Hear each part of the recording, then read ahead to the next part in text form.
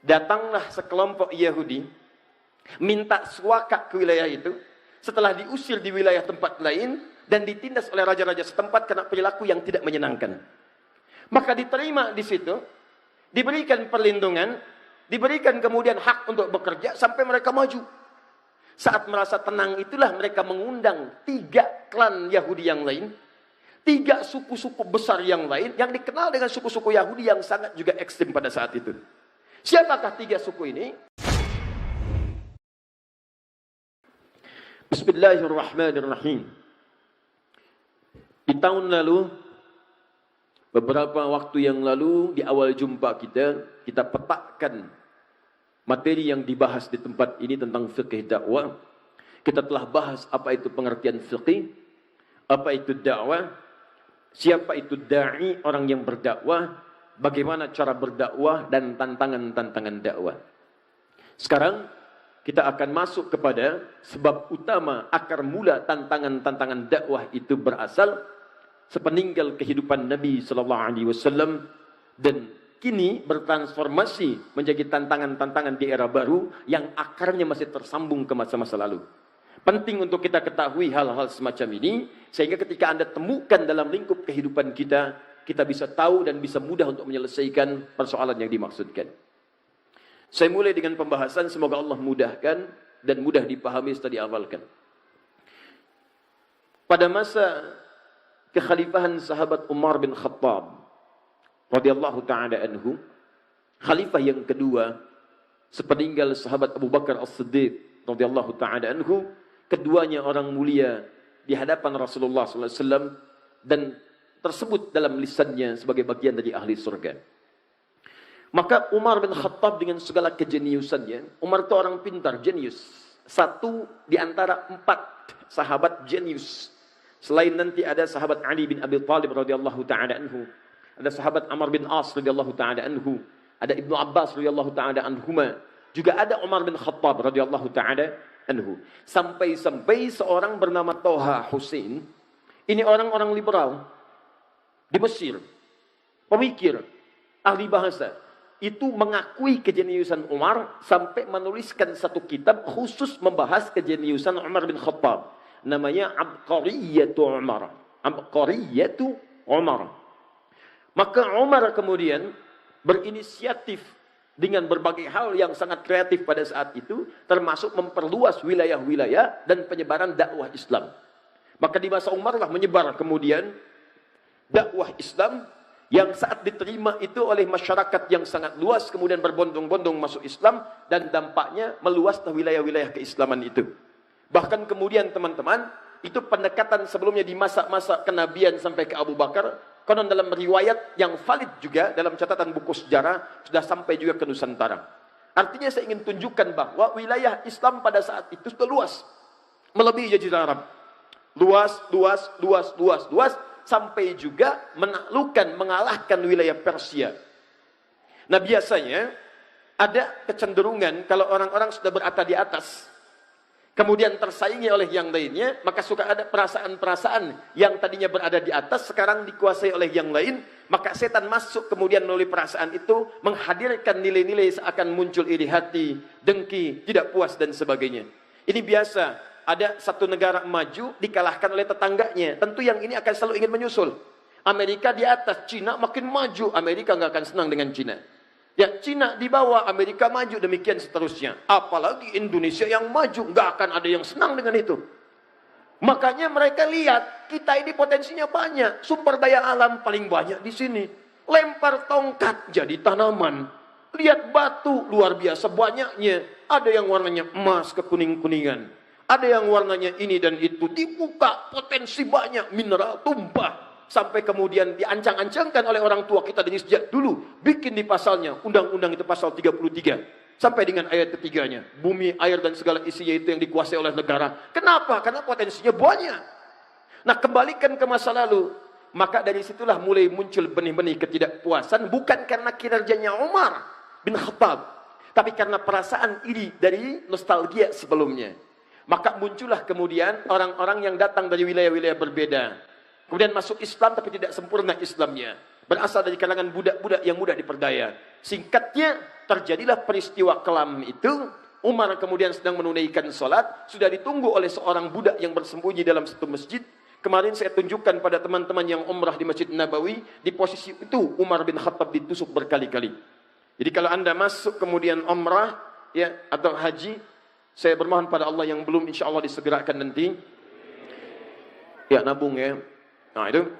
Kalau sudah masuk Masjid Nabawi, antum masuk nih, saya bikinkan petanya gini dengan cepat ya. Bisa seperti ini. Ini bisa dari pintu 17 di sini. Ini ada bin Daud di sini, berang.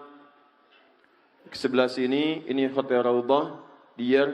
Sebelah sini ini pintu 22. Dengan cepatnya ke sini. Jadi sini ada pintu juga Umar bin Khattab. Antum lurus sini. Ini di sini ada Raudhah, atasnya ada dom, kubah warna hijau. Kemudian ada wilayah ke sini. Ini yang karpet merah, ini karpet hijau, ini karpet merah. Karpet merah yang ada lampu-lampu manik-manik di atas. Ini luas pertama Masjid Nabi SAW segini. Cuma segini. Makanya nanti kalau antum keluar wilayah ini, atasnya ada kebuka atap. Yang ada payung, tidak ada atap langsung. Itu nanti di tembok ini, perhatikan dengan jeli sekali. Di tembok ini nanti ada tulisan yang mengisyaratkan inilah awal batas pertama Masjid Nabi dibangun. Yang menyebutkan nanti ayat Al-Quran tentang bagaimana cara pembangunan masjid. Lalu di bawahnya ada nanti nama-nama sahabat Nabi SAW. Ya. Teman-teman, di sini nanti ada beberapa mihrab. Ada beberapa mihrab. Kemudian ini ada mihrabnya Utsman bin Affan. Mihrabnya Nabi di sini. Ini ada Hanafi sampai mihrab Ali, mihrab tahajud di sini. Nah, posisinya di sebelah sini. Ya, singkatnya ditusuk berkali-kali. Kemudian beliau sekarat. Dalam keadaan sakit sekarat itu mewasiatkan kemudian agar sahabat berkumpul untuk memilih pemimpin selanjutnya. Setelah itulah kemudian singkatnya Umar bin Khattab radhiyallahu taala anhu wafat, maka terpilihlah oleh para sahabat seorang yang sangat mulia, sahabat Nabi, menantu Nabi yang juga pernah menikah dengan dua putri Nabi sallallahu alaihi wasallam. Maksud menikah dengan dua putri Nabi ini, ketika menikah dengan salah satunya, meninggal yang satu, menikah dengan yang satu lagi. Maka disebutlah beliau dengan gelar Dzunnurain. Seorang lelaki sahabat yang punya dua cahaya. Karena pernah menikah dengan dua cahaya, maksudnya dua putri Nabi sallallahu alaihi wasallam. Yang kedua, beliau ini orang yang sangat dermawan, berjihad dengan hartanya memenuhi dakwah Nabi sallallahu alaihi wasallam. Yang ketiga, seorang yang sangat pemalu. Bahkan saking malunya, pemalunya, Nabi pernah mengatakan, ini kalau Utsman masuk, malaikat Jibril pun malu dengan Utsman. Ya, ini untuk menggambarkan bagaimana sikap takrimnya kepada kemuliaan Utsman bin Affan. Yang keempat, tidak banyak orang tahu. Ini banyak ingin mencontoh Nabi dalam ibadahnya. Bahkan disebutkan nanti oleh Imam An-Nawawi bahwa sepeninggal Nabi, beliau ini masih sempat malam-malamnya itu menunaikan tahajud sampai dengan khatam Al-Quran. Utsman bin Affan. Kebiasaannya kalau sedang galau, gelisah, ya, memberikan nanti solusi bagi masyarakat, ada kegelisahan untuk menemukan solusi, maka larinya hanya kepada Al-Quran. Baca untuk mendapatkan petunjuk dari Allah Subhanahu wa taala lewat bacaan Al-Quran itu. Ini penting saya buka terlebih dahulu untuk nanti menyadarkan pada kita siapa hakikat Utsman bin Affan itu yang kemudian datang segerombolan tiba-tiba untuk mengeksekusinya. Nah, pada masa Utsman bin Affan ini, karena beliau latar belakangnya tadi saya sebutkan seorang pengusaha sukses, hartanya banyak, dakwahnya dengan harta, kebiasaannya mulia, maka pada saat terganti kekhalifahan, kekuasaan kepada Utsman bin Affan radhiyallahu taala anhu, maka program utama beliau menghentikan dulu perluasan wilayah Islam, tapi memakmurkan dulu wilayah orang-orang Islam yang sudah kemudian tersebar di wilayah-wilayah itu. Maka beliau mendorong dengan program khusus peningkatan ekonomi di kalangan umat Islam. Ini program pertamanya. Di kalau Umar itu wajar perluasan dakwah, Utsman berubah. Begitu berganti kekuasaan, maka konsentrasi utamanya adalah bagaimana peningkatan kemakmuran masyarakat dengan visi pengembangan nilai-nilai ekonomi. Utsman. Bukan tidak ada penyebar luasan, sebagian dai masih menyebar. Maritimnya kuat, ada yang berangkat kemana kemari, cuma fokusnya pengembangan ekonomi. Nah, teman-teman, ada beberapa hal yang sangat menarik di sini. Saat Utsman menggelontorkan program ini, kemudian beliau tempatkan orang-orang pakar di bidang-bidang ini. Siapa di antara pakar-pakar itu? Kebanyakan adalah kerabat-kerabatnya Utsman. Karena dinasti Utsman ini memang lekat dengan dunia usaha. Seorang menteri di bidang, atau saya tempatkan langsung di bidang misalnya untuk urusan perhubungan, bikin pesawat, bikin ini, Menristek. Bisa ditempatkan Pak Habib. Maka Utsman tempatkan beberapa kerabat-kerabatnya untuk menduduki pos-pos kemudian di pemerintahan dalam pengembangan misi peningkatan ekonomi ini. Maka ada yang ditempatkan di Damaskus, ada yang ditempatkan wilayah-wilayah yang lain. Tersebar semua misi utamanya angkat perekonomian umat. Baik, sampai sini apa yang terjadi? Ketika diangkat dengan program ini, terjadilah dua hal kemudian yang itu dimanfaatkan nanti oleh seorang oknum untuk bisa mengangkat isu itu dan ditebarkan di tengah masyarakat muslim yang sudah meluas ini. Karena Utsman fokusnya pada peningkatan ekonomi, satu fokus lain belum terbahas. Apa itu? Bimbingan dan pendalaman orang yang sudah masuk Islam ini di wilayah-wilayah yang sudah luas itu. Sementara dai-dai belum mencukupinya untuk mengajarkan mereka sepenuhnya. Dan Utsman fokus pada pengembangan ekonomi dulu. Maka muncullah seseorang Yahudi yang dalam sejarah disebutkan pura-pura masuk Islam. Dan dia mewarisi pemikiran kalangan-kalangan Yahudi tempo lalu yang punya kebiasaan yang sangat buruk. Dan dengan kebiasaan ini bahkan pernah mengadu domba dua suku besar di Madinah Al-Munawwarah sampai mereka menumpahkan darah dan bermusuhan dalam tempo yang sangat panjang ratusan tahun. Saya mau flashback dulu ke belakang sebentar. Sebelum ada Madinah, itu tempatnya namanya Yathrib. Yathrib ini sebetulnya anak keturunan dari Nabi Nuh alaihissalam. Di generasi ke-6 ada yang menyebut generasi ke-8, Yathrib bin Nuh alaihissalam. Beliau yang pertama kali ketika menyebar anak-anak Nabi Nuh, setelah kemudian banjir bah menelan wilayah banyak bumi, tinggal kemudian generasi Nabi Nuh saja menyebar itu semua. Sebagian keturunannya ada datang ke satu wilayah yang kelak disebut wilayah itu dengan nama Yathrib. Jadi Yathrib ini dari keluarga Nabi Nuh berjalan menempati wilayah itu. Setelah menempati wilayah itu, datanglah kemudian generasi Mamalik. Mamalik ini punya kemampuan potensi dalam bidang pertanian dan perkebunan. Maka dikembangkan di wilayah itu. Terkenalah Yathrib dengan wilayah yang bisa menghasilkan nilai-nilai pertanian dan perkebunan. Lalu setelah itu, nah ini yang mau saya katakan. Datanglah sekelompok Yahudi, minta suaka ke wilayah itu. Setelah diusir di wilayah tempat lain dan ditindas oleh raja-raja setempat karena perilaku yang tidak menyenangkan. Maka diterima di situ, diberikan perlindungan, diberikan kemudian hak untuk bekerja sampai mereka maju. Saat merasa tenang itulah mereka mengundang 3 klan Yahudi yang lain, 3 suku-suku besar yang lain yang dikenal dengan suku-suku Yahudi yang sangat juga ekstrim pada saat itu. Siapakah 3 suku ini? Ada Bani Qainuqa, ada Bani Nadir, ada Bani Quraidah. Itu 3 suku Yahudi yang sangat besar pada saat itu. Datang kemudian, ini perhatikan baik-baik ya. Nanti saya ingin katakan pola semacam ini itu yang terus diwariskan sampai dengan kekinian. Di Yahudi itu kalau sudah menempati satu wilayah, maka dia akan ajak teman-teman yang lain masuk. Celakanya nanti kalau sudah masuk, yang di dalam diusir. Ini yang terjadi seperti Palestina kekinian. Maka tarik datang 3 suku besar ini. Sama juga ketika mereka masuk, mereka kembangkan sampai ke bagian-bagian industri, buat ini, buat itu dan sebagainya. Qadarallah, beberapa masa setelahnya datang pula 2 suku besar dari Yaman dikenal dengan Aus dan Khazraj. Datang ke wilayah itu, ke Yathrib. Mereka kemudian sama punya keahlian dalam bidang berdagang. Masuk, dagang, bahkan tadinya ikut ke perdagangan Yahudi. Mereka kembangkan sampai kemudian maju. Saat maju itulah mereka merasa tidak boleh ini menyaingi kami. Ini yang disebutkan dalam Al-Quran, watak semacam ini, nanti akan saya bawa ke dunia kekinian. Dalilnya Quran surah kedua ayat 120. Paling kanan sebelah atas. Saya tulis dulu ya. Quran surah kedua ayat 120. Saya agak pelankan sebentar. Walan tarda ankal yahudu walan nasara hatta tattabi'a millatahum. Perhatikan baik-baik. Kalau lan harfun nafyin wastiqbalin, huruf yang menafikan sesuatu sampai kapanpun. Istiqbal. Tapi kalau la, harfun naf'in saja, tidak ada istiqbal. Kalau sekarang tidak, mungkin ke depan bisa. Jelas ya?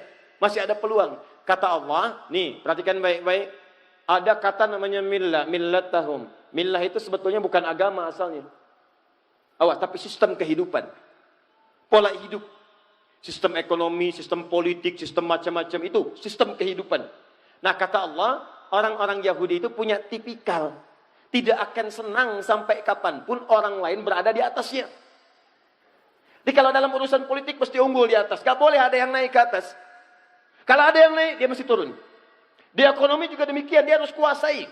Ya pasar modal kuasai, sistem ekonomi kuasai, bank kuasai. Gak boleh ada yang naik. Kalau kelihatan satu negara mau naik, turunin lagi. Bikin krisis, bikin macam-macam. Turun. Jelas ya? Nah, tapi kalau Nasara tidak pakai la. La artinya masih besar kemungkinan peluang kalaupun dalam urusan dunia bekerja sama dengan orang Nasara dibandingkan Yahudi. Walaupun ada kesamaan, sama-sama juga tidak suka kalau orang Islam yang naik ke atas. Jelas ya? Nah, simpan ayat ini, saya mau kembalikan kepada persoalan tadi. Maka di masa itulah kemudian tidak senang ada Aus dan Khazraj naik ke atas, maka apa yang terjadi? Pertama mereka bikin perjanjian. Perhatikan baik-baik nih. Ini nanti akan dibawa sampai ke Nusantara. Ayo perjanjian damai. Pangeran Diponegoro dipanggil. Begitu datang ditangkap. Nih perhatikan nih. Asalnya dari sini. Ini akar mulanya nih. Datang kemudian dituliskan perjanjian. Begitu selesai dituliskan perjanjian. Kita harus bersama-sama menjaga Yathrib. Kalau ada yang nyerang kita bela sama-sama. Kita bekerja sama dengan baik. Baru dituliskan, belum kering tinta itu. Berapa masa setelahnya, kekhawatiran di kalangan mereka semakin memuncak. Diseranglah kemudian Aus dengan Khazraj. Dari belakang. Serang, sampai mereka minta bantuan kepada klan dari Aus Khazraj yang berada di wilayah Syam. Syria dan Damaskus dan sekitarnya. Datang bantuan, dikalahkan, pukul, hancur orang Yahudi pada saat itu. Maka mereka mengajukan perdamaian. Kami damai aja, damai. Singkatnya berdamai mereka, di sini kemudian saya ingin katakan satu hal yang penting. Ketika mereka berdamai, tertulis di tulisannya perdamaian, tapi di belakangnya mereka berpikir, bagaimana caranya dalam suasana damai itu mereka tetap kalah di hadapan kita. Maka dimunculkanlah satu isu, difikirkan oleh mereka dengan teori yang kelak dipraktekkan oleh para penjajah di Nusantara ini, dengan nama divide et impera. Diadu domba. Anda bayangkan. Dombanya di Garut yang ngadinya orang Yahudi. Diadu oleh mereka. Maka dibikin isu, di Khazraj dibikin isu, di Aus dibikin isu perpecahan. Saling serang akhirnya. Dari situ tumpahlah permusuhan besar. Sampai bertahun-tahun, puluhan tahun terus antar generasi. Kalau ada satu luka di Aus, pasti luka di Khazraj. Kalaupun lukanya mungkin cuma kepleset di jalan Aus, di sana pun mesti luka juga. Di istilahnya kalau di sini ada yang kepleset, sana harus kepleset juga. Di sini ada yang meninggal, sana meninggal juga. Sampai kira-kira berlangsung cukup lama, mereka bosan, mereka sadar kita sedang dikerjai ini oleh sosok-sosok yang tak nampak. Maka mereka putuskan kita harus punya satu pemimpin yang dengan pemimpin itu bisa mendamaikan kita semua. Maka mereka lihat kriterianya hampir ditemukan pada seorang bernama Abdullah bin Ubay bin Salul. Begitu mereka lihat di kriterianya ada nih. Tapi takdir Allah menetapkan lain. Di tahun itu ketika mereka akan merekomendasikan Abdullah bin Ubay bin Salul, sekelompok dari mereka pergi ke Mekah untuk datang, sebagian berniaga, sebagian menunaikan haji. Bertemulah dengan sosok mulia Nabi Muhammad SAW. Berbaiat kepada Nabi, disampaikan infonya ke suku mereka. Begitu disampaikan, dikirim utusan yang kedua. Nanti ada baiat kepada Nabi, ada baiat Ridwan dan seterusnya. Maka mereka mengatakan, kami sudah merindukan kau datang ke Madinah. Datanglah ke Madinah, maka kami akan angkat engkau sebagai seorang pemimpin. Singkatnya terjadi peristiwa hijrah dengan sahabat Abu Bakar. Sampai kemudian ke Yathrib. Datang ke Yathrib menjadi Madinah pada saat itu. Sampai datang itulah kemudian, kotaknya berubah kemudian ditata oleh Nabi. Dari Yathrib, masih terbelakang, masih banyak yang kotor. Tata di suasana yang rapi, bersih. Sesuatu yang tertata, rapi, bersih dalam daerah dikenal dengan nama Madinah. Muncul cahaya-cahaya kebaikan. Ya, semua perilakunya bagus, auratnya bagus. Sesuatu yang muncul dengan cahaya kebaikan disebut dengan Munawwarah. Maka berubahlah kota itu menjadi Al-Madinah Al-Munawwarah. Alih-alih diangkat Abdullah bin Ubay bin Salul, diangkatlah Nabi Muhammad SAW. Inilah asal mula dendam Abdullah bin Ubay bin Salul kepada Nabi, sampai jadi orang tokoh paling munafik yang diabadikan dalam Al-Quran. Yang mau saya ceritakan, generasi tadi orang-orang Yahudi yang nanti membuat keonaran di masa Nabi, sifatnya diwariskan pada generasi setelahnya. Sifat adu dombanya yang Aus dengan Khazraj tadi diselesaikan oleh Nabi, selesai. Itu diwariskan lagi pada generasi setelahnya. Begitu Nabi SAW wafat, maka mereka menyebar. Ada yang pura-pura masuk Islam, ada yang memprovokasi. Tidak sedikit juga yang baik-baik, Pak. Jadi Yahudi itu nggak semuanya buruk. Ada yang baik, ada yang bagus keislamannya, tapi ada yang terwarisi oleh sifat-sifat keburukan sebelumnya. Siapa di antaranya? Abdullah bin Saba. Abdullah bin Saba. Awas, kita sedang berbicara sejarah ilmiah nih. Dan tidak menyoal kalangan atau manapun. Ya. Jika nanti ada yang keberatan, duduk kita diskusi. Dan kita buka fakta sejarahnya. Sepakat ya? Nah, lihat sini. Ini di antara tokoh Yahudi yang konon disebutkan dalam sejarah pura-pura masuk Islam. Dan ini salah satu sosok yang terwarisi oleh tipikal buruk Yahudi-Yahudi sebelumnya. Padahal Nabi sudah obati itu. Aus Hazrat saya persaudarakan kata Nabi. Yahudi-Yahudi yang lain silahkan boleh tinggal. Kita berniaga dudukan bikin piagam Madinah. Tapi apa yang terjadi? Ada yang berkhianat. Suku-suku yang 3 tadi saya sebutkan tadi berkhianat. Menyalahi kesepakatan. Bahkan ada yang hendak membunuh Nabi. Apa yang Nabi lakukan? Allahu Akbar. Yang sudah buruk tak terobati, maka dihukum dengan hukum negara. Hukum eksekusi. Yang lain keluar. Mereka keluar diusir dari Madinah. Bukan karena Nabi yang usir. Karena perilaku mereka sendiri. Sebelum ke Madinah itu tidak pada diusir. Usir ini, diusir ini, diusir. Ditanggung di Madinah, diperbaiki. Diberikan pelayanan yang bagus. Cuman berbuat onar juga. Maka dikeluarkan karena perjanjian yang sudah dibuat. Nah itu ketika menyebar keturunannya, menyebar sifat-sifatnya, maka diantaranya tertularkanlah kepada sosok ini. Ini eksis di zaman sahabat Uthman bin Affan radhiyallahu ta'ala anhu. Ketika Uthman menunjuk kerabat-kerabatnya yang pakar-pakar di bidang ekonomi itu menempati pos-posnya, maka orang ini bergerilya, langsung masuk bukan di wilayah Madinah. Karena kenal Madinah itu. Orang Madinah semua kenal Uthman. Uthman itu orang baik, nggak mungkin nepotisme, nggak mungkin milih yang salah dan sebagainya. Maka dia masuk ke wilayah yang sulit dijangkau pada saat itu untuk memberikan informasi yang cepat. Datanglah dia ke Mesir di Afrika Utara. Dari Mesir. Mesir itu bukan Arab ya, secara geografis. Mesir itu Afrika Utara. Cuma bahasanya bahasa Arab. Secara kebahasaan disebut negara Arab. Tapi secara geografis disebut dengan Afrika Utara. Masuk wilayah Afrika Utara. Sama dengan Libya, Tunisia, Maroko, Aljazair itu wilayah Afrika Utara.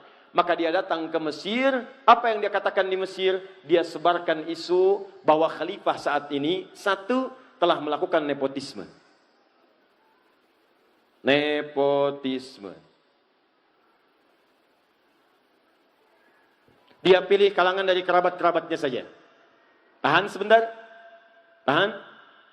Sesuatu yang dituduhkan kepada orang lain dan itu tidak nyata, maka dalam bahasa Al-Quran itu disebut dengan fitnah namanya. Jelas? Sesuatu yang dituduhkan kepada orang lain dan sifatnya tidak nyata, maka itu disebut dengan fitnah namanya. Keburukan orang lain dibincangkan, nyata sifatnya, tanpa sepengetahuannya, maka itu disebut dengan gibah namanya. Jelas? Maka dituduh Uthman dengan sesuatu yang tidak nyata. Tuduh. Maka muncul fitnah. Uthman nepotisme. Dan berita ini kan gak seperti kita sekarang. Kalau sekarang ada berita di Amerika, sekian detik bisa kita klik. Kejadian di Rancaekek, kita berdoa semoga Allah muliakan dan sabarkan saudara-saudari kita insya Allah. Dan kita juga insya Allah apa yang kita bisa bantu, kita bantu saudara-saudari kita. Ada kejadian puting beliung kemarin itu kan. Kejadian di Rancaekek. Itu sedunia tuh bisa mengakses. Tsunami-nya di Banten, yang bela sungkawanya banyak. Kirimkan duka cita dari Turki, dari sini. Langsung nampak. Di zaman Uthman, telepon belum ada. Email nggak nampak. WhatsApp belum kepikiran. BBM tuh belum dikreasikan, nggak ada. Jangankan zaman Uthman. Ya, 80 tahun ke belakang, 50 tahun ke belakang, 30 tahun ke belakang, 20 tahun ke belakang, orang haji aja kan belum menemukan pesawat seperti sekarang. Berangkatnya pakai kapal laut. Kalau ada kabar dari Mekah, nyampainya 6 bulan kemudian. Itu baru 20 tahun kemudian. Kalau orang berangkat haji pakai kapal, dilepas, nunggu-nunggu, nggak datang-datang. Udah pada lupa, baru datang. 6 bulan setelahnya. Nah, kebayang bagaimana zaman Utsman.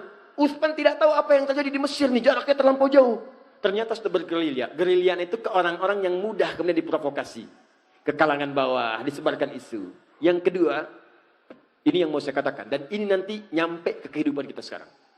Kata Abdullah bin Sabah itu, dia membentuk kelompok-kelompok pengikut-pengikut, dia katakan, sebetulnya yang paling layak untuk dapat kursi khalifah itu bukan Utsman, tapi Ali.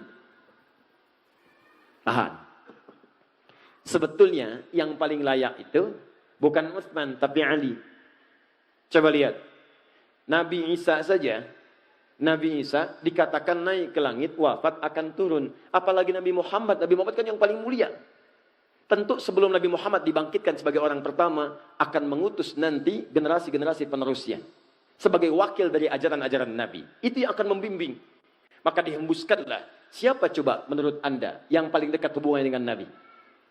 Maka dilihat. Ini kan yang paling pertama masuk Islam dari kalangan pemuda yang paling baik. Ali. Ali itu termasuk keluarga juga. Bahkan anak dari pamannya. Bahkan menantu Nabi juga. Anaknya jenius. Pemuda yang paling hebat. Teman-teman sekalian, itu orang daerah, orang kampung yang tidak tahu info.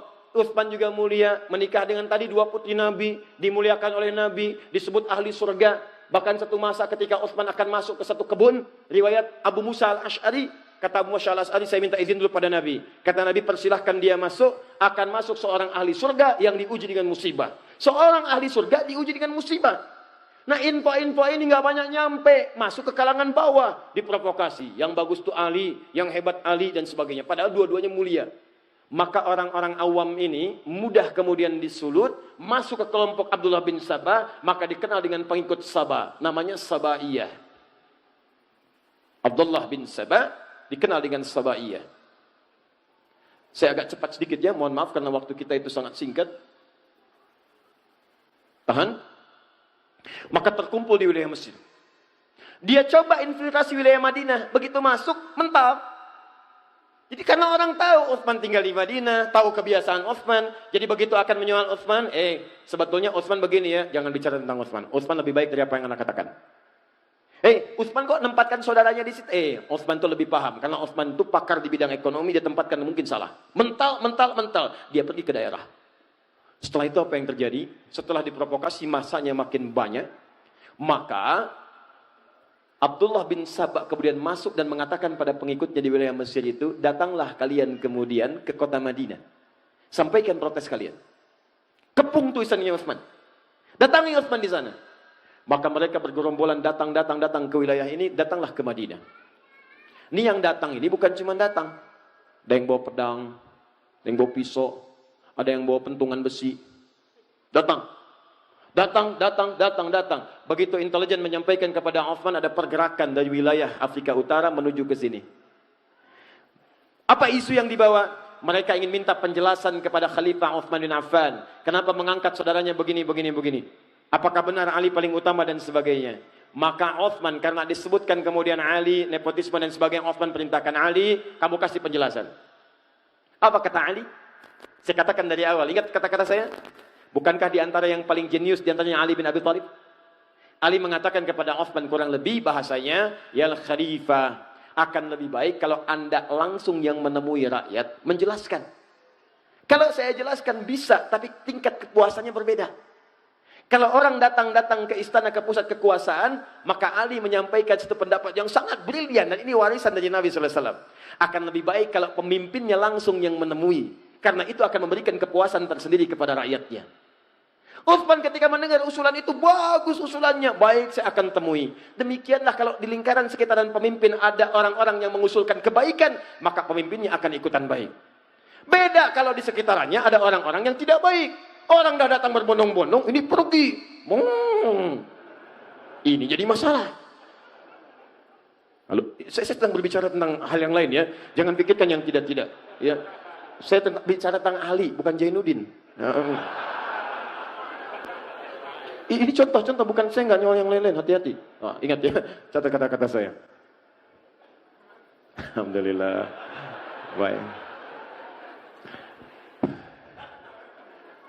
Baik. Alhamdulillah. Sebetulnya inisiatif itu bagus. Tapi menghapus pada yang saatnya belum dihapus, itu yang masalah. Ya, itu sampai jangkrik aja nyari, mana tulisannya katanya. Nah, ini jangkrik Mekah nih, ada ke sini. Oh, lalat. Nih saya tulis lagi ya. Lihat nih. Quran, surat kedua, ayat 1. Kamu ada pindah dulu. Nah, lihat sini. Udah ya. Nah, oh, pindah langsung pergi. Ayo hapus lagi. Alhamdulillah. Sudah? Maka Uthman menerima usulan Ali bin Abi Thalib. Kemudian disampaikanlah, diterima itu semua. Ayo datang, terima dengan lembut. Kalau bahasa kita, kenapa kemari? Kami gak puas, marah tuh masa. Uthman tenang aja. Tenang aja. Marah ini itu. Itu nggak ditahan tuh. Bawa pedang dibiarin, bawa pentungan dibiarin. Bahkan Uthman kasih pengumuman. Tidak boleh ada di antara semua keluarga saya, semua sahabat dan kerabat semuanya, yang kemudian menghunus pedangnya untuk melarang mereka. Menghunus pedangnya untuk bisa mencegah mereka. Biarkan mereka dengan pedangnya datang. Dan Uthman hadapi dengan kelembutan. Kembalikan ke sarungnya, kata Uthman. Maka Ali tidak mengeluarkan. Bahkan berkomentar, kalau saya ingin sekali jadi pembela Uthman pada saat itu. Tapi kalau saya keluarkan, maka saya jadi orang pertama yang bermaksiat pada pemimpin saya. Maka semua taat kepada pemimpinnya, sarungkan, masukkan kembali, biarkan mereka datang. Maka semua menunggu. Dan Uthman meminta, semua kerabat-kerabat yang ada dekat saya, pulang kalian ke rumah. Pulang. Karena yang akan diminta pertanggungjawaban saya oleh Allah, maka saya akan hadapi. Semua diminta pulang. Sebab Uthman ingin menunjukkan bahwa persoalan kebijakan ditanya, saya jelaskan sendiri. Dan supaya tidak terkesan bahwa Uthman itu beraninya kalau cuma ada teman-teman di sampingnya. Maka diminta pulang, tinggal keluarga intinya saya di istana. Datanglah orang-orang itu dengan jumlah yang sangat banyak, bahkan di riwayat disebutkan melebihi jumlah sahabat yang memang pada saat itu sudah ada di lingkarannya. Datang mereka, apa kata Uthman? Setiap ditanya, jawab. Setiap ditanya, jawab. Teman-teman, yang paling menarik, terpuaskanlah orang-orang ini dengan jawaban Uthman sampai mereka memutuskan untuk kembali ke Mesir. Tapi apa yang Anda tidak ketahui adalah, begitu Uthman melakukan dialog dengan masyarakat tadi, Abdullah bin Sabah mengintai apa yang dijawab oleh Uthman. Begitu melihat tanda-tanda orang-orang ini puas dengan jawaban Uthman, maka dia pergi lagi ke kerabat Uthman bernama Marwan bin Hakam. Dia sampaikan, ada orang-orang yang berniat memang mencelakai Uthman. Tuh lihat, datangnya aja bawa pedang. Datangnya bawa besi. Datangnya bawa pisau. Maka, tolong kamu buatkan memo, dituliskan di kopnya, kop pemerintahan. Kop khusus untuk Uthman. Karena ini keluarga kerabat, tidak tahu nih. Dan belum sempat klarifikasi ke Uthman, karena tempatnya berbeda. Datang cepat tuh.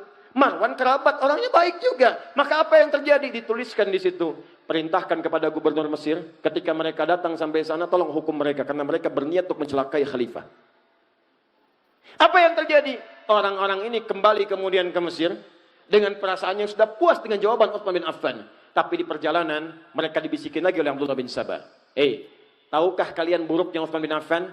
Uthman itu beda dengan Ali. Uthman itu kalau di depan bilangnya A, di belakang bisa B. Kalau nggak percaya, kalian dititipin surat kan? Masa sih? Masa lihat? Oh ternyata ada satu kelihatan bawa surat. Begitu kelihatan coba buka suratnya. Mungkin buruk untuk kalian. Begitu dibuka, terbukalah kemudian di situ. Perintah untuk mengeksekusi orang-orang ini karena mencoba untuk membunuh khalifah. Maka mereka marah. Dikira Uthman yang melakukan tipu daya. Maka datang mereka kembali mengepung langsung tanpa bicara, tanpa apa-apa. Uthman kamu penipu, Uthman kamu pembohong. Datang langsung merangsek, jumlahnya cukup banyak. Kembali ke istana. Begitu Uthman mendengar teriakan-teriakan itu, Uthman mengatakan, aku tidak pernah menulis itu. Kamu pembohong, kamu ini. Orang marah pak. Orang marah mah dikasih Indomie juga akan berhenti marahnya. Oh ini, itu. Bohong kamu, bohong ini, bohong itu. Tadi saya katakan dari awal, Uthman punya kebiasaan apa kalau sedang gelisah? Baca Al-Quran. Maka masuklah beliau kemudian ke ruangannya. Baca Al-Quran. Apa yang dibaca sampai juga dengan ke Ali Imran ayat 173 dibaca, itu indah sekali maknanya. Sampai terus dibaca, ada yang menyebutkan riwayat bahwa beliau kemudian ketiduran, saat sedang tiduran bermimpi bertemu dengan Nabi SAW. Dengan Umar, dengan Abu Bakar As-Siddiq radhiyallahu ta'ala anhuma. Kata Rasulullah disampaikan, Abu Bakar menyampaikan, Umar menyampaikan. Terakhir kata Abu Bakar dan Umar, Wahai sahabat mulia, kamu jangan dulu buka ya. Nanti kamu bukanya bersama kita dengan Rasulullah SAW. Dalam keadaan puasa, sedang baca Al-Quran, bertemu bersama Nabi, Umar dengan Abu Bakar As-Siddiq radhiyallahu ta'ala anhuma. Apa yang terjadi? Kata Abu Bakar dengan Umar, kamu jangan dulu buka. Nanti bukanya bersama Rasulullah SAW. Maka terbangun dari situ, sedang baca Al-Quran, tiba-tiba tanpa diduga ada orang-orang yang masuk menerobos, datang lewat jendela. Ada datang lewat atas dan sebagainya. Ya, ada riwayat menyebutkan Ali yang mendengar situasi ada kekacauan langsung mengutus anaknya Hasan. Hasan Husain berangkat ke sana. Lihat apa yang terjadi. Kalau situasi tidak bagus, tolong jaga Utsman. Apa yang terjadi? Begitu sudah sampai sana didorong Hasan dengan Husain menjauh mereka. Saat ada keributan keluar itulah beberapa orang naik ke atas, ada yang naik ke atap, ada yang masuk lewat jendela, maka mereka langsung mendobrak, langsung masuklah ke kamar Utsman bin Affan. Ada satu orang pertama dikisahkan diberikan julukan dengan Mautul Aswad. Ya, seburuk-buruknya orang yang selalu lekat dengan pembunuhan. Maka datang dia pertama mencekik Utsman. Begitu dicekik Utsman bin Affan tanpa tanya, tanpa kalimat langsung cekik. Begitu dicekik, pingsan Utsmannya, jatuh, dikira sudah meninggal. Begitu kemudian ada gerakan lagi, datang lagi satu orang. Satu orang ini langsung mengeluarkan pedangnya, dia melakukan tebasan kepada Utsman bin Affan. Ya, lalu Utsman mengatakan, inilah darah pertama yang menghadirkan pembunuhan. Maka saat itu datang lagi yang lain menghantam. Gak terima dengan perkataan Utsman. Datang yang satu lagi, apa yang dia lakukan? Allahu Akbar. Maka orang ini mengeluarkan besi tadi yang saya katakan, potongan besi, maka ditusukkan. Ada yang mengatakan tusuk dari depan sampai tembus belakang. Dan dari nyanggutnya. Sampai kemudian ada yang merasa bersalah, dia pergi. Ada satu lagi setelah dalam keadaan sekarat demikian, dihalangi oleh salah satu saudari pada saat itu. Kemudian dilewati juga, ada yang lompat langsung ke dadanya Utsman bin Affan. Dalam keadaan sekarat yang parah, tertembus kemudian besi itulah. Satu orang kemudian mengakhiri ya ajalnya Utsman bin Affan. Tiba ajalnya dengan izin Allah. Tapi caranya persis seperti apa yang disampaikan oleh Nabi SAW. Seorang yang syahid ditimpa musibah. Maka naiklah orang ini menghunjam dengan kakinya dadanya Utsman bin Affan. Diinjak langsung.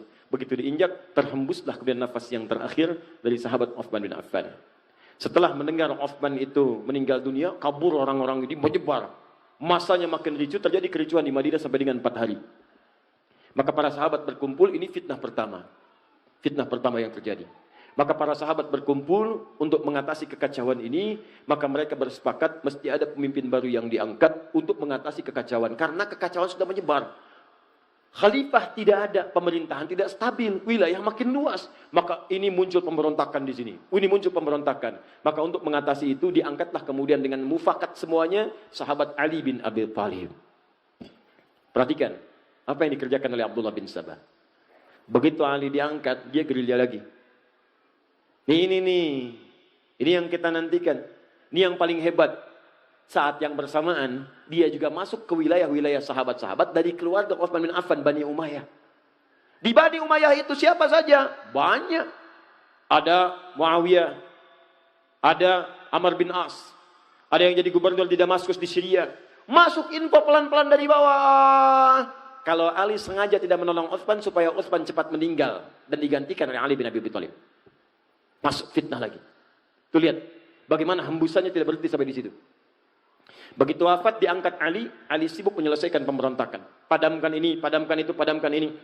Sementara Abdullah bin Sabah melihat seperti itu, dia melihat, ini kalau begini terus, peluang saya habis dengan kelompok-kelompok saya. Maka dia masuklah kemudian lewat orang-orang terdekat dari kalangan sahabat, termasuk istri Nabi SAW, Sayyidah Aisyah. Dia masuk ke Talha, radhiyallahu ta'ala anhu. Dia masuk ke Zubair, itu Zubair radhiyallahu ta'ala anhu. Masuk ke wilayah sahabat. Terutama masuk ke wilayah sahabat yang dekat hubungannya dengan Utsman bin Affan, klan Utsman, sampai ke Bani Umayyah. Mereka katakan, perhatikan tuh, Ali itu memang benar-benar sibuk dengan kekuasaan sampai lupa menghukum kisos orang yang telah membunuh Utsman bin Affan. Sebetulnya masalah gampang, kalau ini dikisos selesai masalah. Tuh, lihat cara berpikirnya. Padahal pemberontakan itu sudah banyak pada saat itu. Maka ketika infiltrasi yang buruk ini masuk, disebarkan isu, maka menyebar kemudian. Jadi panaslah kalangan-kalangan itu. Datanglah perwakilan mereka kepada Ali bin Abi Thalib. Mengatakan, Ali, ini sudah berlalu, kenapa belum dikisos mereka? Kata Ali, sebentar. Ini kan yang datang masa. Masa ini harus diteliti satu-satu. Harus ada bukti yang jelas, berikan saya waktu. Begitu menyampaikan demikian, tak puas semua. Gak bisa, ini gak bisa. Disulut lagi dari bawah. Sampai terjadi kemudian perang Jamal. Perang Unta. Diprovokasi, masuk kemudian ke lingkungan para sahabat yang lainnya. Ingat teman-teman sekalian, para sahabat itu mulia, udul. Jangan katakan apakah para sahabat mudah terprovokasi, bukan. Karena cara pandang sahabat bukan provokasinya, cara pandang sahabat pada hukumnya. Sebagian mengatakan kalau salah, ketahuan harus segera dihukum. Mereka tahu yang salah si fulan, tapi Ali berpendapat buktinya perlu jelas dulu. Kan sekarang juga dua alat bukti yang jelas, demikian kan? Sahabat tahu ini pelaku si fulan, si fulan, si fulan. Cuma Ali perkenankan saya mengumpulkan bukti dulu. Yang lain minta segera dikisos karena sudah tahu si fulan, Ali bertahan dulu sampai mengumpulkan bukti yang kuat. Dikacaukan ini oleh tadi para penyusup tadi. Maka diprovokasi, kalian sahabat Nabi, kalian orang mulia, ini nanti akan diminta pertanggungjawaban oleh Nabi. Kenapa tidak dihukum? Tegur Ali. Sampai terjadi perang Jamal. Jamal itu unta. Karena peperangannya pada saat dipimpin oleh Sayyidah Aisyah menggunakan unta. Begitu sedang berperang, itulah kemudian kata Ali dan para sahabat yang lain, ini unik nih. Salatnya pernah sama-sama, pernah beribadah sama-sama, dan mereka menegakkan nilai sama-sama. Yang satu prinsipnya baik, yang lainnya juga baik. Tegakkan hukum, yang kedua siap menegakkan, kami kumpulkan bukti. Dua-duanya benar ijtihadnya. Yang salah itu yang memprovokasi. Maka apa yang terjadi? Yang terjadi adalah dua-duanya mengatakan, tolong ya, kalaupun kita berperang, ini bukan untuk memusuhi, ini untuk menegakkan apa yang kita kemudian telah pahami. Jangan saling melukai. Ini aneh Pak, saling berperang, tapi jangan terkena sabatan pedang. Kalau bisa jangan orangnya, untanya aja. Itu terkenal dalam sejarah. Jadi begitu bertemu, nggak ada yang mau duluan.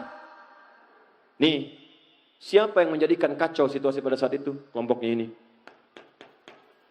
Ini yang masuk. Dia yang masuk eksekusi duluan beberapa sahabat. Sehingga Talha syahid. Ibnu Zubair syahid. Tercatat hampir 4.000 sampai 6.000 sahabat syahid pada saat itu. Wafat. Maka semakin kacau situasi pada saat itu. Dihadirkan kemudian segala hal dan sebagainya. Sampai beritanya sampailah ke Damaskus, ke Syria. Pada tokoh yang masih sangat kuat pada saat itu. Teman-teman sekalian, dari klan Bani Umayyah. Pada kekuasaan Muawiyah. Sampai dengan ke Amr bin As. Kemudian diantara pendukungnya. Maka ketika Ali menjelaskan situasi pada Sayyidah Aisyah. Ini begini. Beliau memahami akhirnya. Oh ternyata ini ada yang provokasi. Ini begini. Duduk. Semua duduk. Tapi itu tidak sampai kepada Syam di Syria. Yang saya katakan tadi, belum ada pesawat, belum ada telepon. Berita yang sampai di sana, pendukungnya Utsman dianiaya oleh Ali. Bayangkan. Sehingga ketika Ali mengatakan kita harus jaga stabilitas ini. Lebih baik, kuatkannya pemerintahan dulu. Aisyah akhirnya ya mengakui kita bayat. Semua bayat. Tenang. Tapi sampai ke Syam, itu nggak nyampe beritanya. Akhirnya apa yang terjadi? Diprovokasi. Karena ini sudah perlakuan yang buruk, maka kami, kata ini nih, pengikut ini, datang ke sana. Kami hanya akan mengangkat khalifah bukan Ali. Yang kami angkat Muawiyah saja. Maka diangkatlah kemudian khalifah di sana sampai mendeklarasikan sebagai khalifah baru. Anda bayangkan tuh. Fitnahnya luar biasa. Maka apa yang terjadi? Sudah enggak sempat. Konon ada yang menyebutkan Muawiyah kirim utusan untuk klarifikasi. Tapi di tengah jalan kemudian dieksekusi. Begitu dieksekusi oleh kelompok dari sini, sempalan sini, nyampe berita ke sana, Ali yang eksekusi. Semakin kuat kemudian rasa bencinya, marahnya, diprovokasi demikian, maka menyiapkan pasukan. Disampaikan juga kepada Ali, Muawiyah sudah menyiapkan pasukan, tidak mengakui kekhalifahan. Maka secara singkat disampaikan, Ali pun mesti siapkan pasukan. Maka dua-duanya menyiapkan pasukan, dikenal dengan perang Siffin itu. Maka apa yang terjadi? Ali mengatakan, ini karena sudah makar terhadap negara, kita harus bereskan, tapi dengan cara yang mulia. Sama kayak tadi tuh, pelan-pelan, karena sama muslim. Gak ada yang mau nyakiti, gak ada yang mau macam-macam. Ini masuk lagi nih. Yang ini nih, aduh. Nanti saya tunjukkan kepada Anda, ini cuma contoh orang, tapi pemikirannya diwariskan. Dalam setiap hal-hal yang terjadi semacam ini, Anda akan temukan provokator-provokator bertebaran. Termasuk sekarang semakin bertambah eranya, tapi ini nggak akan berubah. Termasuk di YouTube juga banyak provokator nanti. Nanti akan temukan itu. Kembalikan ke sini. Jadi begitu sudah masuk, singkatnya bertemu, lebih besar pasukan dari sebelumnya, terjadi peperangan itu sampai pasukan Muawiyah terdesak.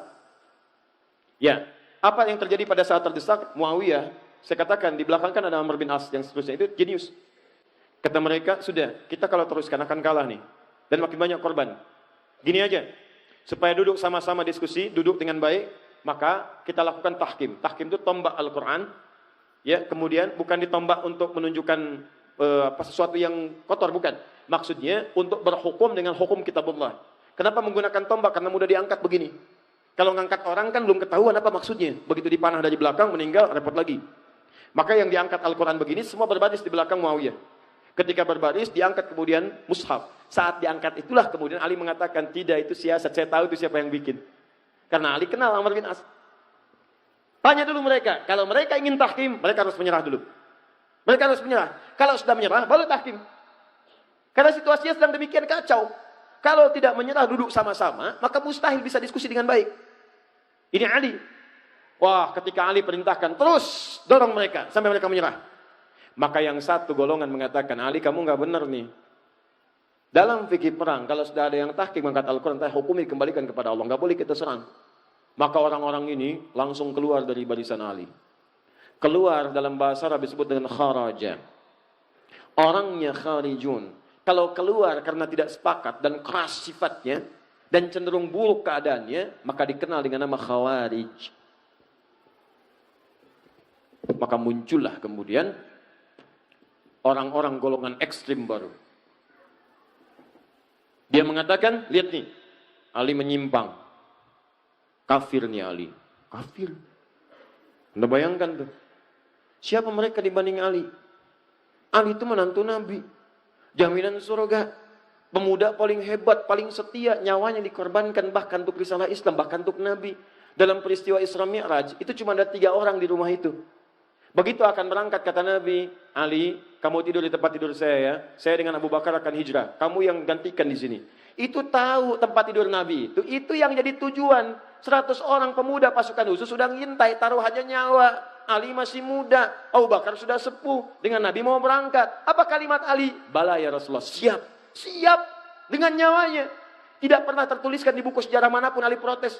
Misal ada kata-kata, ya Rasulullah, jangan saya, Abu Bakar aja yang tuaan dikit. Misalnya, enggak tuh. Ali, Abu Bakar begitu mulia. Teman Nabi, mertua Nabi, sahabat Nabi, hidup dengan Nabi, sehijrah dengan Nabi, wafat dikubur di samping Nabi, mulia. Hati-hati, karena nanti setelah ini akan ada yang mengadu domba dengan semuanya. Perhatikan baik-baik. Wah, Ali begini, Ali begitu, kafir. Ini orang luar biasa nih. Baru belajar 1-2 hari, udah nyebut Ali kafir. Kafir, kita keluar dari Ali. Orang-orang ini, nih, ini lagi kesini nih asalnya. Provokasi, Ali kafir nih, Ali nggak benar. Melanggar ketentuan Allah, kafir Ali. Maka keluar dia. Mereka ini termasuk menyalahkan Muawiyah karena berontak kepada Ali. Termasuk menyalahkan Ali karena tidak menyelesaikan itu dengan tahkim. Maka mereka memandang Muawiyah itu kafir, Ali kafir. Kanan kiri kafir. Ini kafir, ini kafir. Hukumnya wajib dibunuh. Ini yang kelak kemudian hari mengincar dan mengintai Muawiyah, Amr bin As, dan Ali bin Abi Thalib. Kubu sana, nih orangnya, Muawiyah, Amr bin As. Ini tokohnya nih, gara-gara dia nih berontak nih. Sini lagi, ini Ali nih, gak mau bertahan dengan hukum Allah. Bunuh, habisi semua. Maka mereka kembali disiapkanlah kemudian eksekutor. Dilihat di mana Muawiyah, di mana Amr bin As, di mana Ali. Maka disiap-siapkan pada satu subuh, direncanakan pembunuhan. Cuma takdir berkata lain. Ali datang ke masjid untuk menunaikan salat. Muawiyah konon diriwayatkan sedang sakit tidak bisa berangkat. Amr bin As bisa mengelak. Maka gagal pembunuhan kepada Muawiyah dan Amr bin As. Dan Ali kemudian wafat dalam tusukan-tusukan yang telah disiapkan oleh golongan-golongan ini. Kelak golongan ini bertransformasi, mewariskan pemikiran-pemikiran mereka, walaupun kelompok-kelompok itu tidak nampak ke permukaan. Sedikit tapi doktrin dia begitu jahat. Pokoknya kalau beda dengan mereka, kafir. Nih. Dan hukumnya bunuh, eksekusi, bom, apapun itu. Mau bom panci, bom kulkas, bom ini, bom itu. Pokoknya harus mati. Terus sekarang tuh. Makanya hati-hati ya. Saya ingatkan hati-hati nih. Ini yang saya katakan. Kita masuk kepada intinya. Ini termasuk tantangan dakwah di masa kini. Kalau Anda ikut pengajian, ikut taklim, dikit-dikit orang lain kafir. Dikit-dikit orang lain kafir. Wajib hukumnya dibunuh. Orang tua sendiri kafir. Wajib hukumnya disembelih. Tolong mikir dulu. Pikirkan dulu. Itu orang tua melahirkan antum. Mohon maaf ya, mohon maaf. Quran aja mengatakan, ini Al-Quran loh, Quran surah 31 ayat ke-15. Sekalipun antum ada yang masuk Islam, orang tuanya belum muslim. Antum duluan muslim misal, itu tidak boleh Anda menyakiti orang tua dalam urusan dunia. Dalam urusan akhirat silahkan beda-beda. Kalau diajak boleh nolak. Tapi dalam urusan dunia jangan sekali-kali Anda menyakitinya. Apa kata Allah? فَإِنْ جَاهَدَاكَ عَلَىٰ أَنْ تُشْرِكَ بِي مَا لَيْسَ لَكَ بِهِ عِلْمٌ فَلَا تُطِعْهُمَا. Kalau ada orang tua masih non-muslim mengajak kepada perbuatan syirik, ngajak kamu ibadah lagi seperti mereka, kamu tolaklah dengan cara yang lembut. Jangan ditaati. Lihat. Wasahibhuma fid dunya ma'rufa. Tapi selama kamu hidup di dunia, maka perlakukan mereka dengan perlakuan yang indah. Kalau punya gaji lebih, berikan hadiah. Kalau punya makanan, bagi. Kalau punya rezeki melimpah, bagi. Dan saat itulah doakan kepada Allah supaya mereka mendapat hidayah. Tiba-tiba datang golongan ini mengatakan, kamu muslim ya? Muslim. Orang tua kamu kafir tuh, bunuh. Ini yang bahaya. Halal darahnya, tumpahkan darahnya. Ada orang pengen minta pendapat ke pemimpin, datang ke istana. Tumpahkan darahnya. Anda siapa? Nah, ini kayak gini nih, tembak, bom, ini, semua. Datang kemudian, ke Jalan Tamrin, bawa mobil, brudar, meledak. Itu yang dibom siapa? Yang meninggal siapa? Dan semua bertentangan dengan hukum Al-Quran. Katanya Anda berpedoman pada Quran. Kata Quran, buka kembali ayatnya teman-teman sekalian. Lihat lagi ayatnya. Siapa yang sengaja merencanakan pembunuhan? Wa may yaqtul mu'minan muta'ammida fajaza'uhu jahannam. An-Nisa ayat 91-92 itu. Siapa yang merencanakan pembunuhan pada satu orang sengaja apalagi dia beriman, maka balasannya neraka jahannam. Khalidan fiha, kekal di dalamnya, enggak pernah keluar. Anda mau haji, mau umrah, haji setahun sekali, umrah, baca Quran sampai khatam, sampai hafal, sampai jadi hafid, tapi sengaja merencanakan pembunuhan terhadap satu orang saja beriman, kata Allah enggak peduli, neraka jahannam, kekal di dalamnya. Wa ghadiballahu alaihi, dan Allah murka kepadanya. Kalau enggak taubat, murka. Anda tidak disukai di Soreang, pindah Ranca Ekek. Enggak disukai Ranca Ekek, pindah Kota Bandung. Kota Bandung enggak suka, pindah lagi Bekasi. Banyak harapan di Bekasi, harapan indah, ujung harapan, sampai ke Duta Harapan dan seterusnya. Tidak disukai di sana, pindah. Di Indonesia nggak disukai, pindah. Tapi kalau Allah tidak menyukai Anda, mau pindah kemana? Wala'anahu, dilaknat dia, wa'adalahu 'adzaban 'azima, dan dijanjikan siksa berkali lipat. Pertanyaan saya, orang beriman yang mana yang mau punya cita-cita masuk neraka jahanam? Makanya tolong dipikir dulu. Kalau ada yang ngajak-ngajak bom ini, bom itu, masuk markas polisi, bom, bu. Itu di sana banyak orang-orang beriman, masuknya musola juga. Masuknya masjid juga. Ini masjid diror. Masjid diror dari mana? Apa kriterianya? Lihat dulu. Bahaya orang kayak gitu. Itu waktu kejadian bom Jalan Tamrin itu. Saya di Lampung langsung ditanya, Ustadz, apakah bom di Jalan Tamrin termasuk jihad fisabilillah? Saya bilang, Pak, sependek pengetahuan saya, jihad fisabilillah itu jihad di jalan Allah, bukan di Jalan Tamrin. Kaidahnya lain, Pak. Paham ya? Kemudian ketika mereka keluar dari barisan Ali itu disebut dengan khawarij dan melahirkan paham tadi. Jadi hati-hatinya kalau pengajian itu ada yang begitu. Ya, itu hati-hati nih, tembak, bom, bunuh ini tanpa alasan, maka itu yang bahaya. Dan itu sekarang diciptakan. Tahu orang-orang tahu. Karena yang buat dulu ini nih sama juga dibikin lagi kelompok-kelompok.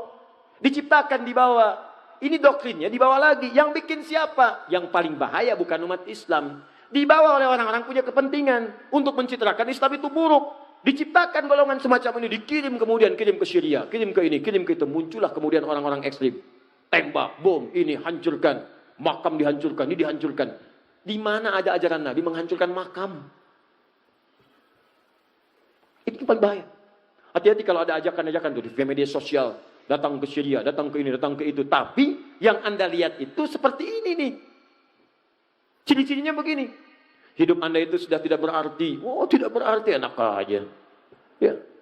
Kalau tanpa ridha Allah Subhanahu, benar sampai situ. Tapi kata Ali, kalimatul haq urida bihal batil. Kata-katanya benar, cuman maknanya digeserkan kepada yang buruk. Di brainwash. Seakan-akan ini yang harus dilakukan. Jelas? Hati-hati dengan ini ya. Kalau saya akan tegas pada sesuatu yang bisa beresiko tinggi dalam kehidupan akhirat. Paham ya? Ya. Nih, yang lain membela Ali. Kamu yang salah, kamu yang salah, kamu yang salah. Kalian keluar, kalian tidak setia, kalian nggak benar. Kami akan bela pemimpin kami. Pembelaan yang kuat dari satu kelompok, kuat sekali. Itu dalam bahasa Arabnya, setia. Setia betul membela. Dalam bahasa Arab disebut dengan syiah. Pembelaan yang sangat kuat. Tasyayyu', membela dengan kuat pada satu hal yang dibela dengan segenap jiwa dan raganya. Ini disebut dengan Syiah. Jadi asalnya Syiah itu bukan aliran pemikiran, bukan aliran dalam akidah, bukan aliran dalam ibadah, asalnya faksi politik. Nah, cuma nanti aliran ini disusupi lagi sama ini. Ih, jangan dihapus. Bahaya ini. Karena antum hapus pun gak akan berpengaruh kepada perilakunya. Ih, ingat itu. Datang lagi, nyusupin lagi. Apa yang dikatakan oleh orang ini? Kalian bagus. Tuh, bagus sekarang. Tadi sekarang pengkhianat, sini bagus. Memang Ali itu sebenarnya titisan Nabi. Titisan. Dan memang wajar. Setiap pemimpin itu harus mewariskan generasi setelahnya. Setelahnya ada lagi, setelahnya ada lagi. Mesti ada imam, sholat aja ada imam. Coba, kalau sholat nggak ada imam. Jamaahnya kan nggak sah. Mesti ada imam. Maka memang yang paling bagus itu sebetulnya keturunan Ali. Setelah Ali ada Hasan, angkat aja Hasan. Setelah Ali ada Hasan, ada Husain. Setelah itu ada ini, ada itu, terus kamu urutkan. Bukankah kamu ingat Nabi Isa kan ada 12 penolong, namanya kaum Hawariyin. Ali juga akan punya 12 keturunan. Imam-imam hebat, itu yang akan mendokong dan meneruskan kepemimpinan Nabi setelah itu. Maka dikenal dengan 12 imam. Nah, setelah itu muncul, masuk, sampai dikultuskan. Seakan-akan Ali itu naik bahkan di atas Nabi. Bahkan ada salah satunya nanti pecah sektenya. Bahkan ada klaim mengatakan sebetulnya malaikat Jibril itu salah ngirim wahyu, harusnya ke Ali. Nah, ini nih. Di mana cara berpikirnya? Sampai mengkultuskan tingkat sampai ke situ. Akhirnya termakanlah kemudian sebagian ini. Terutama setelah Ali memindahkan wilayah kekuasaannya ke Kufah. Ke Kufah, itu kan Kufah wilayah Persia, Irak. Disusupin lagi, gampang disusupin tuh. Padahal orang-orang itu mengatakan setia, siap ini, datang lagi ini, masuk lagi, gini, sampai kultuskan Ali. Sampai terjadi mereka sendiri yang mengkhianati Ali. Mereka sendiri yang kutus orang untuk bunuh Ali. Mereka sendiri nanti yang akan melakukan hal yang sama kepada Al-Husain. Itu wafat di Karbala dan sebagainya. Apa yang terjadi? Begitu paham-paham ini disusupkan ke sini, saya agak cepat saja ya. Susupkan ke sini, ini bertransformasi dari aliran politik, faksi politik dalam hal pemerintahan, maka ketika disusupi nilai-nilai kemudian dengan nilai akidah, dengan nilai ibadah, dengan nilai akhlak. Akhlaknya digariskan pada kesetiaan kepada ini. Ali termasuk Ali bait, Ali termasuk ini, termasuk itu dan sebagainya. Kita sepakat Ali mulia. Ali mulia. Kata sahabat Nabi, menantu Nabi, keluar kita muliakan. Dan kita pun sepakat Abu Bakar mulia. Umar mulia, Utsman mulia. Jelas ya? Fair kan? Objektif kan? Objektif. Kita tidak ingin bermusuhan, kita gali sejarahnya, kita lihat. Kalau Abu Bakar tidak mulia, bagaimana mungkin jadi pendamping Nabi? Kalau Umar tidak mulia, bagaimana mungkin dipilih oleh Nabi sebagai orang yang pemberani? Membela Nabi. Kalau Utsman tidak mulia, bagaimana disebut dengan ahli surga? Tiba-tiba orang ini datang mengatakan, Abu Bakar, Umar dengan Utsman merampas hak Khalifah Ali. Dirampas oleh mereka. Hafsah itu begini, Aisyah sampai tuduhannya sangat buruk kepada Aisyah. Buruk sekali. Disebut perempuan yang saya nggak bisa ungkapkan lah. Nggak nyaman gitu. Anda bayangkan ya, Anda kenal Abu Jahal? Udah ngapus yang salah. Kenal Abu Jahal. Luar biasa. Cuma di sore yang tapi nggak apa-apa mas. Di Palembang ada yang kenal Firaun. Jadi sampai mana tadi? Nah, rampas. Aisyah dituduh. Anda bayangkan Abu Jahal aja, itu kan musuh Nabi paling buruk. Pengen bunuh Nabi. Tapi jangan lupa, dia punya anak namanya Ikrimah. Seorang pemuda, ahli berkuda, pembela Nabi. Apa yang terjadi? Pertama, jangan suka menjudge orang lain. Boleh jadi keturunannya tidak seperti atasnya. Atau sebaliknya. Yang kedua, ketika Ikrimah sedang berada di lingkungan sahabat, Nabi melarang mengungkit tentang ayahnya. Jangan bicarakan ayahnya, jangan menyinggung anaknya. Karena Ikrimah saudara kita. Seburuk-buruknya Abu Jahal, dilarang oleh Nabi digunjingkan langsung dekat keluarganya. Makanya saya sering katakan kepada Anda, bagaimana Anda bisa menggunjingkan istri Nabi SAW? Apa Anda tidak mau menjaga perasaan Nabi? Katanya cinta Nabi, tapi saat bersamaan Anda menyinggung Nabi. Dengan cara apa? Menyinggung sahabatnya, menyinggung istrinya dan sebagainya. Nah, ini dimasukkan ke dalam doktrin ini, sehingga ini menjadi doktrin dalam aliran-aliran kepercayaan, akidah, masuk kepada bahkan ranah ibadah dan sebagainya. Sampai mengatakan setelahnya, selain berkumpul makin kuat, bahkan mengatakan, hadis-hadis pun ada yang ditukar. Yang benar hadisnya semua dari Ali. Yang lain salah semua. Maka ini punya koleksi sendiri. Bahkan cara sholatnya sendiri. Bahkan keyakinannya beda sendiri. Mesti ada imam, mesti ada ini, mesti ada itu. Kalau tak taat pada imam, maka dari segi keimanannya kurang. Kurang. Mesti taat. Rukun Islamnya Islam. Rukun imannya iman. Tapi jumlahnya beda. Karena nanti ada kepatuhan iman pada imamah, pada imam. Pada imam. Dan imam itu sifatnya maksum. Ini berbahaya lagi. Karena yang maksum cuma Nabi. Jadi maksum itu dijaga dari salah. Cuma Nabi dan Rasul. Manusia lain tidak ada. Maka ini masuk doktrinnya. Imamnya maksum. Ya, bukan namanya maksum. Bukan. Sifatnya katanya maksum. Sebutkan tuh 2, 3. Maka ini menyebar. Terus sampai Ali wafat pun menyebar juga. Terus sampai kekinian. Bertransformasi. Sampai keluar fatwa-fatwa ulama. Sampai ngasih pertimbangan. Tapi juga mengajak kita dengan cara yang lembut. Karena memang ada orang yang sudah nggak paham. Dari kecilnya udah begitu. Dari lahir udah diajak begitu. Maka pada yang seperti ini jangan keras juga. Termasuk misalnya ada yang Ahmadiyah, ada yang macam-macam. Ada yang dari lahir sudah di-Ahmadiyahkan. Dan dia nggak ngerti kecuali itu yang benar. Maka caranya doakan oleh kita. Dakwahi. Ajak dialog. Ya kalau berbuat kasar, maka hukum berlaku di situ. Ya ada perlindungan kebaikan. Tapi kalau tidak, dakwahi dengan cara yang benar. Makanya baca buku, baca sejarah. Kalau ada yang begini-begini, kita bisa jawab. Yang benar itu sebetulnya Ali. Betul Ali itu benar. Abu Bakar pun benar. Tapi Ali merampas loh. Betul. Merampas dari siapa? Merampas dari orang yang salah. Yang salah siapa tuh? Pemberontak Utsman. Kok kamu jawab begitu? Nih referensinya. Ini karangan ini, karangan ini, karangan ini, karangan ini. Sudah selesai. Beres. Jelas. Maka keluarlah fatwa sampai dengan Syekh Muhammad Hashim bin Asy'ari. Pendiri Jam'iyah Nahdlatul Ulama. 31 Januari tahun 1926. Beliau menulis satu kitab di antara 19 kitab. Namanya Risalah Ahlus Sunnah wal Jamaah. Di halaman ke-10 beliau menyebutkan tentang ini. Syiah. Kata beliau di halaman 9-nya, Faslun fi dhuhuril bid'ah fi ardi Jawa. Pasal tentang awal munculnya bid'ah di tanah Jawa. Bid'ah di sini bukan fikih, bid'ah tentang akidah. Firqah namanya. Kalau fikih madhab, kalau akidah firqah. Akidah itu udah ke aspek keyakinan. Kalau fikih tata cara ibadah. Maka kata beliau, sejak tahun 1330 Hijrah, sebelum itu semuanya udah jelas. Madhabnya Ahlus Sunnah wal Jamaah. Wilayah Jawa itu madhabnya Imam Syafi'i. Sebutkan semuanya. Sampai tiba-tiba muncullah kemudian, entah datangnya dari mana, aliran-aliran yang menyimpang. Siapa di antara mereka? Halaman 10 paling bawah, lihat. Baris 1 sampai dengan 3. Wa minhum rafidhiyuna. Di antara mereka yang menyimpang itu yang masuk ke tanah Jawa, itu awal masuknya 1330 Hijrah. Sekarang 1440 Hijrah. Berarti berapa tahun yang lalu? 110 tahun. Di 110 tahun yang lalu. Kalau sekarang 2019, berapa tahun yang lalu?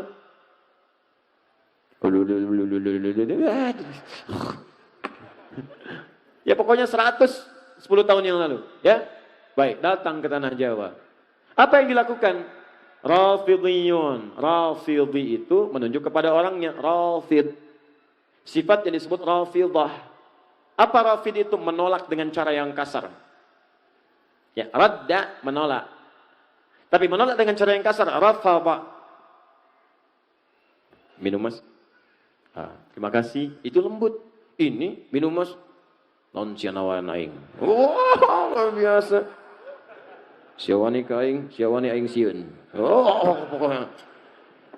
Itu Rafadha namanya. Itu mas. Begitu ditolak, orangnya namanya Rafid. Jamaknya Rafidhiyun. Kenapa disebut dengan Rafidhiyun? Karena mereka menolak keabsahan Khalifah Abu Bakar, Umar dengan Utsman. Tolak oleh mereka, enggak benar. Karena mereka menolak semua riwayat yang datang dari klan-klan ini. Hadisnya salah, ininya salah, keyakinannya salah. Mereka punya klan sendiri. Maka kata Syekh Hashim, lihat, yasubbuna sayyidana Abu Bakrin radhiyallahu ta'ala anhu wa Umar bin Khattab radhiyallahu ta'ala anhu. Mereka kerjaannya seringkali mencela Abu Bakar dan Umar khususnya. Cela habis. Cela. Semua yang salah. Anaknya Abu Bakar cela. Pokoknya perlakuannya buruk gini. Hafsah anaknya Umar cela juga. Nggak layak jadi istri Nabi. Bahkan disebut Nabi itu dijebak. Bagaimana Nabi bisa terjebak? Perempuan tidak baik. Bagaimana Nabi bisa menikah dengan perempuan yang tidak baik? Ini kan akal kita aja menolaknya. Coba Anda bayangkan. Tolong ya. Pakai sedikitlah kecerdasan kita. Kita itu manusia, 90% akal kita itu, otak kita 90% cerdas. 5% jenius. Lambat 5%, lambat itu bisa pindah naik. Tolong dari 90% pakai 1% aja. Masa iya Nabi ditipu sampai menikah dengan perempuan yang tidak baik? Bagaimana Allah bisa mengizinkan itu? Nabi kan maksum. Coba kita sadari dengan baik itu. Maka apa yang terjadi setelah itu? Dimunculkan ini semua. Kata Syekh Hashim, hati-hati dengan aliran ini. Wa yubaliguna hawa Sayyidina Ali bin Abi Thalib radhiyallahu ta'ala anhu. Dan mereka terlampau mengkultuskan Ali bin Abi Thalib. Kata beliau, kita menghormati Ali. Beliau keluarga Nabi. Kita menyayanginya. Kita bersalat kepada Nabi dan keluarganya. Kita juga menyayangi Abu Bakar. Disebutkan hadis-hadisnya. Menyayangi Umar disebutkan hadisnya. Hadis tentang berprasangka baik pada sahabat. Hadis berbuat baik pada sahabat. Bahkan beliau menukil hadis halaman 11 di pertengahan. Apa yang beliau katakan? Lihat, kata Nabi. Mengutip kata-kata Nabi. Kalau Rasulullah SAW akan bersabda. Apa yang beliau sampaikan? Akan datang pada satu masa bagi kalian. Akan datang di satu masa bagi kalian sekelompok orang. Yang mereka senang mencela sahabat-sahabat saya. Hadis selesai. Jika anda menemui mereka, lihat ini. Fala tusalli bihim wala tusalli ma'ahum. Jangan salat dengan mereka, jangan disolatkan oleh mereka. Maksudnya mereka jadi imam, kalian makmum. Jangan berjamaah dengan mereka. Fala tunaqiuhum, jangan besanan dengan mereka. Tuh. Awas tuh. Keras sekali kalimatnya. Keras. Bahkan nanti ada nada-nada ancaman. Itu hadis Nabi disebutkan.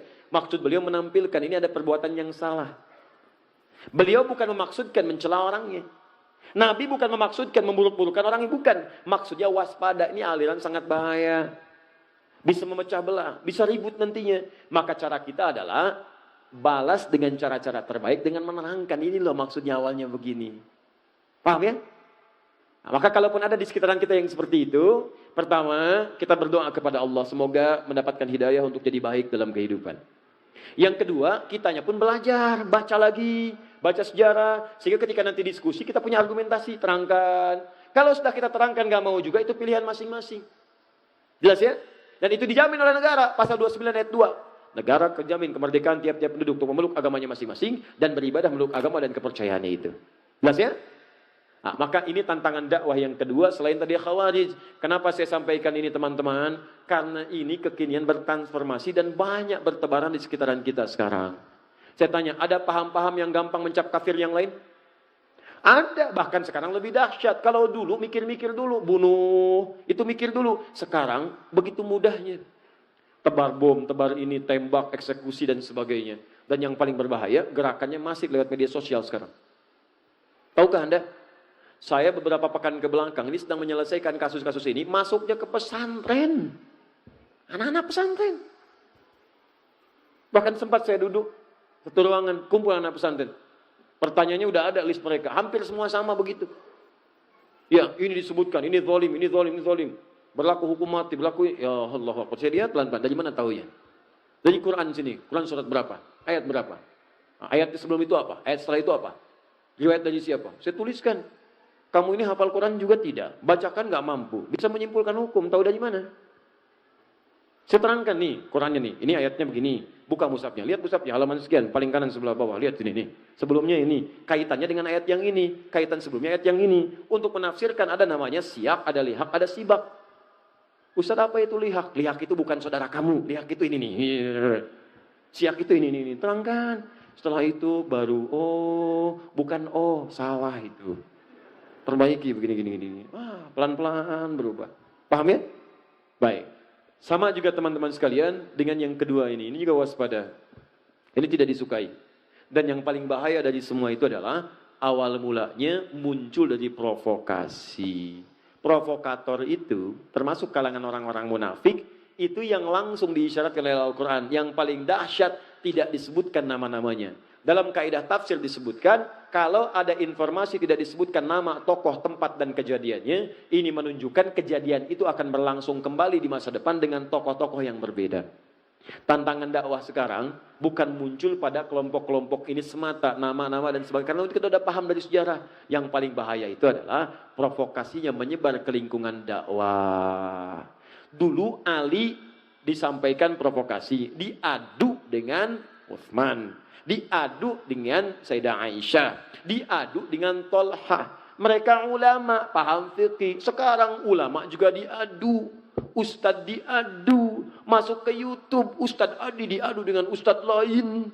potong videonya, hajar 1, 2, 3, dimunculin tuh. Ah, itu juga sama, provokator. Itu keturunannya ini nih yang tadi yang nggak dihapus nih. Sama. Akhirnya muncul tahdzir episode 1, episode 2. Sering katakan, nggak ada kerjaan. Kalau Anda mau cari kesalahan orang, akan selalu ditemukan. Karena saya manusia, antum mau cari sampai kapanpun akan ketemu. Antum yang buang-buang energi. Saya mah nggak dirugikan. Saya mah apa tuh? Ya. Coba cek, antum buruk-burukan saya, pahala antum pindah ke saya, dosa saya diambil antum. Apa ruginya saya?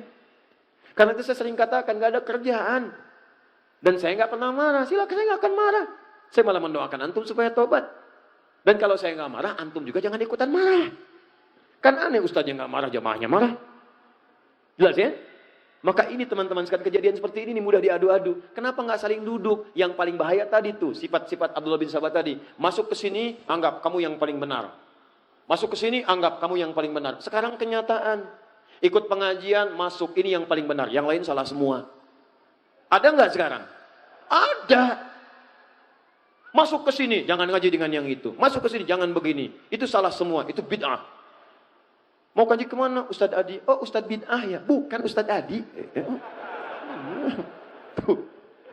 Nah, ini kan jadi persoalan.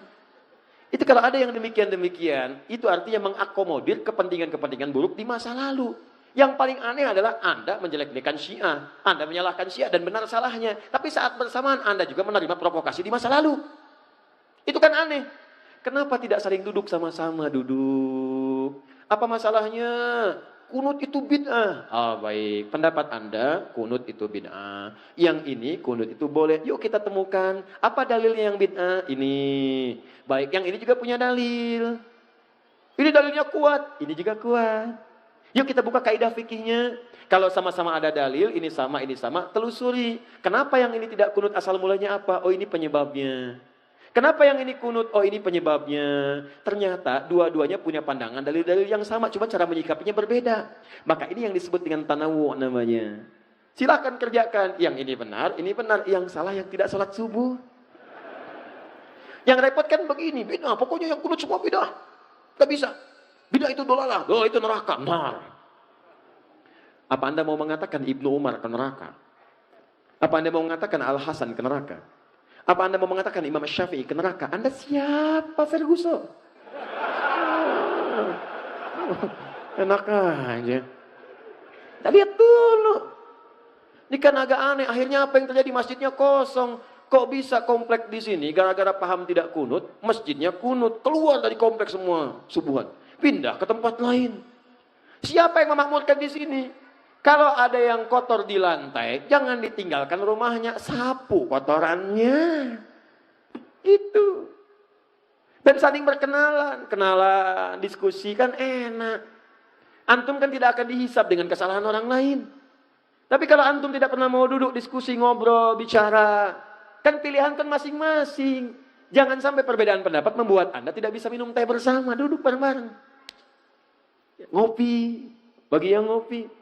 Duduk bicara, ta'aruf, kenalan dengan yang lainnya. Kan prinsipnya jelas, tak kenal maka tak. Bukan tak sayang ta'aruf, Bu. Ta'aruf, ibu kenal suami tetangga, tidak harus sayang.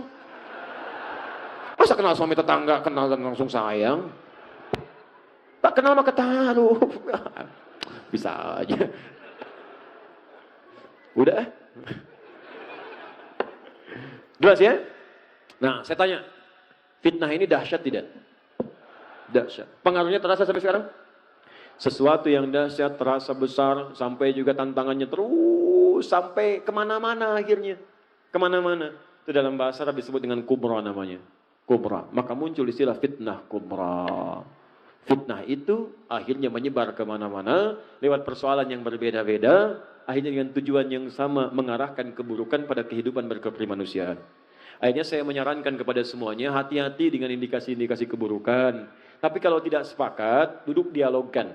Kecuali kalau tindakan sudah anarkis. Anarkis balas lagi dengan pembelaan-pembelaan yang benar yang dibenarkan oleh hukum. Jelas ya? Dan juga bagi siapapun termasuk pemirsa dimanapun Anda yang berada, jika tidak sepakat dengan bahasan ini, mari kita duduk, diskusi. Secara ilmiah. Ya, Anda punya referensi, kami punya referensi. Kalau referensi kami salah, jangan pernah merasa ingin membela kesalahan. Akui, oh ini keliru, yang benar ini. Kalau Anda benar, maka kita ikuti. Kalau saya benar, Anda salah, saya tidak paksa Anda mengikuti saya. Fair kan? Objektif ya? Nah, itu baru kita nyaman dalam belajar. Maka itulah inti materi kita pada hari ini. Nanti ada yang lain lagi. Apa yang lain lagi? Dahsyat dan sekarang terjadi. Dan kreativitasnya tinggi sampai masuk ke televisi. Dan itu diungkap oleh Syekh Hashim dalam kitabnya Risalah Ahlussunnah wal Jamaah. Yang paling bahaya, itu bisa menggugurkan amalan-amalan Anda sebelumnya, bahkan bisa memasukkan Anda ke neraka. Dan dahsyat, itu terjadi kekinian. Apalagi sekarang musim-musim ini, mau mendekat amalan ini bisa terjadi. Nah sekarang, apakah amalan ini teman-teman sekalian? Itu yang akan kita bahas bulan depan nanti. Ya, sekalian saya bawa kitabnya sekalian, saya tunjukkan. Ini. Wah, pokoknya luar biasa lah Pak. Kalau dulu itu cuma sekedar datang. Kalau sekarang tampilannya lain. Pakaiannya kayak ustadz. Ininya begini. Bahkan ada di TV ada macam-macam. Anda mesti hati-hati. Karena itu bisa menjerumuskan. Kata beliau ini sangat bahaya. Bahkan ada yang bisa menjerumuskan ke neraka. Nah apa amalannya? Bulan depan.